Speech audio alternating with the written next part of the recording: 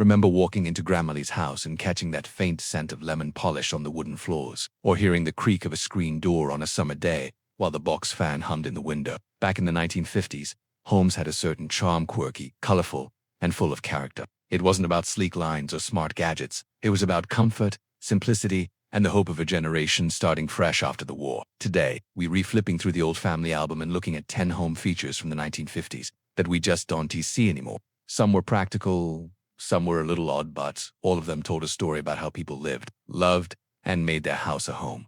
First up, the pink tile bathroom. In the 1950s, pink wasn't just a color, it was a movement. Thanks to First Lady Mamie Eisenhower, who adored the shade. Bathrooms across America were splashed in soft rose tiles, pink sinks, and even matching toilets.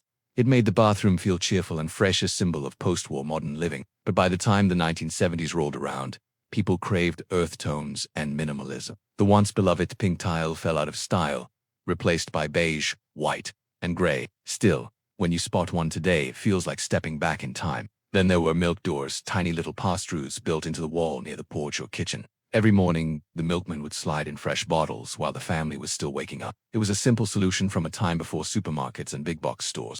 But as refrigeration improved and people started shopping weekly instead of daily, the milkman and his little delivery door quietly disappeared. Built-in phone nukes were another 1950s staple. Phones were big, heavy, and wired into the wall. So many homes had a special place for them, usually a recessed nook with a shelf and a little stool. You'd sit down, flip through the phone book, and make your call. A phone conversation back then was an event, not something done while folding laundry or driving. But cordless phones, and eventually cell phones, made the dedicated nook a thing of the past. One of the most iconic interior styles of the time was knotty pine paneling. You'd see it in basements, dens, or even kitchens. Warm, golden brown boards that gave the home a cozy, cabin-like feel. It was affordable, easy to install, and had that good old American rugged charm. But by the late 20th century, taste had shifted toward light and airy. Pine felt too dark, too country, so it was painted over, paneled again, or removed entirely, though many still remember the way it made a room feel like a hideaway. In nearly every backyard you'd find clothesline poles.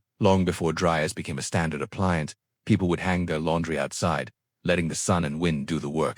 There's something almost poetic about a row of crisp white sheets blowing in the breeze. But convenience won out, and electric dryers took over. Many of those old poles now sit rusted in the corners of yards or were pulled out altogether. Inside the bathroom, some homes still had pull-chain toilets, left over from earlier decades but still common through the 1950s. These had the tank mounted high on the wall with a long chain you'd pull to flush. They were loud but effective, and there was something kind of satisfying about that big whoosh. As modern plumbing advanced, toilets became compact, quiet, and the pull chain eventually became just a quirky feature you might see in an old movie. Kitchens were a social hub in the 50s, and many had pass-through windows, little cutouts in the wall between the kitchen and dining room. They let you slide plates through without having to walk around and kept the cook part of the conversation. It was a clever little feature that made entertaining easier. But as open-concept homes took over in later decades, the pass-through became unnecessary and mostly disappeared. Another detail many forget is the louvered interior door, with wooden slats instead of solid panels.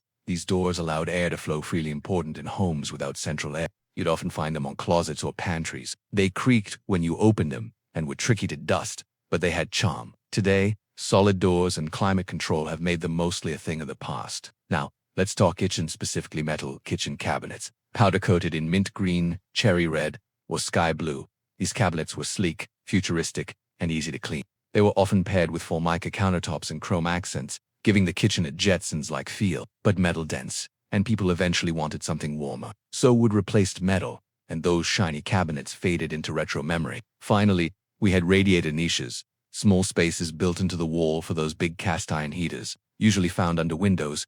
They warmed up slowly and clicked and clanked as they did. On cold mornings, kids would sit next to them to warm their socks or hands. With the rise of forced air systems and baseboard heaters, radiators were removed, and those cozy little niches were sealed up or remodeled. But their quiet presence lives on in memories of winter mornings long past. From pink tiles to pass-throughs, these forgotten features remind us of a time when homes were built with heart, not just function. They weren't perfect, but they were personal. If you remember any of these, or maybe even still have one tucked away in your house, let us know in the comments. We'd love to hear your story.